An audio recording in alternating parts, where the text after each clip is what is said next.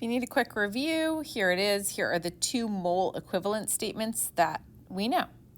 The first is 1 mole of an element is going to be equal to 6.02 times 10 to the 23rd atoms or particles of that element. Okay, that's called Avogadro's number. That's how many things are in a mole every single time.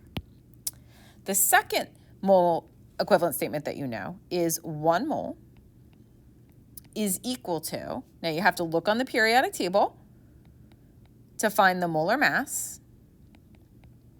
So this is going to be different for each one, for each element.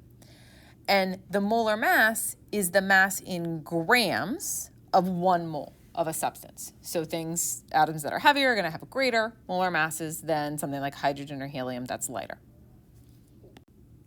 All right, I'll do this second example because I don't think we did this one in class. So 7.78 times 10 to the 25th atoms of copper over 1. So that's my given number, units, and substance over 1. Then we're going to do times sign fraction bar. Okay, we have atoms of copper on the top. Let's put it on the bottom. Then look up here. You can go from atoms to moles. That's your only option. And take a look. That's exactly what we want to do. Okay, so we're going to use the green one, the green equivalent statement. We're going to put moles on the top. The number that goes in front of moles is 1. The number that goes in front of atoms is 6.02 times 10 to the 23rd. Okay, and now we can put our equal sign because these units cancel. And now we're going to do a division problem. You guys have been pretty good with this. So pause and do your division. Make sure you use your EE key for scientific notation. When you're finished, you can compare with my answer. Now I just rounded to the whole number. 129 moles of copper. Okay, so we started with a whole lot of atoms, way more than a mole. And that's why we have 129 moles of copper.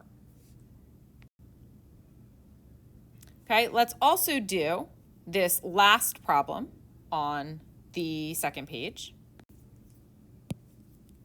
And notice this says it's a 3-fraction problem. Okay, so 5.6 grams of magnesium is mg over 1 times sign fraction bar. You're going to take your units that you already have, which are grams of magnesium, put them on the bottom. Now, look up here. If you have grams, you can only go to moles. We want to get to atoms, but we can't do it in one shot. So go from grams to moles first. So moles of mg. There's a 1 in front of moles, and then we have to look to the periodic table to get the number that goes in front of grams. So if you look at your periodic table, it's 24.3 or 0.31. Good news, grams cancel. Bad news, we're left with moles and we want atoms. So times sign fraction bar. Okay, take the units that you have already, which are moles, put them on the bottom. Now take a look up here. Is there a way to get from moles to atoms? Not up here, but here, if you use the green one, there is, right? So we can go from moles of magnesium to atoms of magnesium. There's a 1 in front of moles, and then there's 6.02 times 10 to the 23rd atoms of magnesium. Good news is that we have atoms of magnesium, and that's what we want.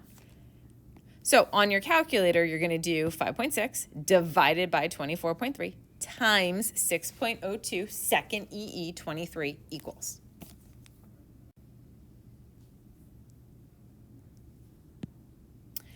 Okay, and you should, if I'm going to round to, I don't know, 2 decimals, I'll get 1.39. Don't forget, times 10 to the 23rd. You can't leave this part off. That's really important. Units are atoms of magnesium. Okay, so we have a little bit less than a mole because a mole is 6.02 times 10 to the 23rd. This is 1.39 atoms of magnesium. Okay, hopefully that gives you a jump start, and now you can continue with page 3. Good luck.